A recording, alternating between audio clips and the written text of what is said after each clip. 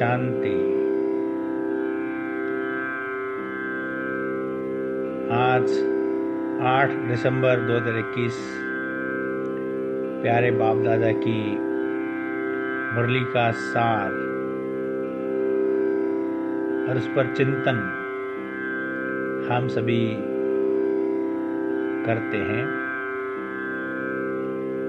आज बाबा ने कहा, मीठे बच्चे, संगम की इन अमूल्य घड़ियों में श्वासों श्वास बाप को याद करो। तुम्हारी एक भी श्वास व्यर्थ न जाए। संगम युग ये बहुत ही अमूल्य युग है। इस युग में परमपिता परमात्मा स्वयं आकर के हम सभी बच्चों को पढ़ाते हैं, हमारा भाग्य बनाते हैं और भगवान की यही भावना है, यही इच्छा है कि मेरे बच्चे सभी नंबर 1 बन जाए। और नंबर 1 बनाने के लिए बाबा कहते हैं, युक्ति बतलाते हैं कि संगम पर जितना चाहिए उतनी कमाई कर लो। ये अमूल्य समय है। ये सारे ड्रामा के चक्कर में 5000 साल में केवल एक बार आता है और ये भी कलयुग के अंत में और सत्युग के आदि के समय का समय है, संगम है। जो बच्चे इस संगम पर कमाई कर लेते हैं वो सत्युग त्रेता युग द्वापर कलयुग भरपूर रहते हैं। ये संगम पर हम चाहें तो अपने भाग्य की लकीर कितनी भी चाहे उतनी खींच सकते हैं। तो अपना भाग्य भरपूर करने की विधि क्या है? बाबा कहते हैं, बच्चे इस संगम की घड़ियों की वैल्यू को समझो। ये अमूल्य घड़ियां हैं संगम की। जब स्वयं परमात्मा आकर के बच्चों को पढ़ा रहे हैं, भाग्य बना रहे हैं, हमें देवता बना रहे हैं, हमें भरपूर कर रहे हैं। तो अगर हम चाहते हैं कि हम भी भरपूर हो जाएं, हमारा भी 21 जन्मों का भाग्य बन जाए, तो बाबा की शिक्षा है कि बच्चे इन संगम की अमूल्य घड़ियों में श्वासों श्वास बाप को याद करो।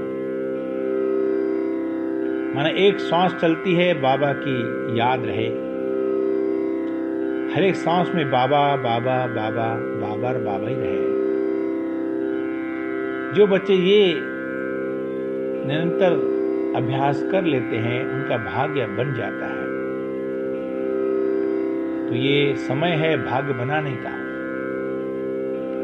और ये समय भी सबको नहीं मिलता, विशेष आत्माओं को मिलता है। भगवान भाग्य विधाता बाप हम बच्चों का भाग्य बना रहे हैं। इस पर एक बात कहानी की याद आती है मुझे। एक बार क्या हुआ, शिव और पार्वती आकाश मार्ग से जा रहे थे। तो पार्वती ने देखा कि एक जंगल में, गांव के पास में एक जंगल में एक लकड़हारा बेचारा बहुत गरीब था, वो लकड़ियां काट रहा था।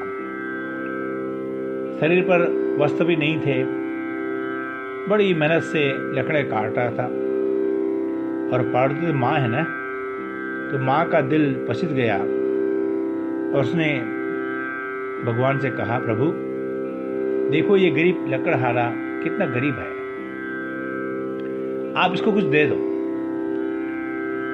ये गरीब का भाग्य बन जाएगा, ये अमीर हो जाएगा, सुखी हो जाएगा।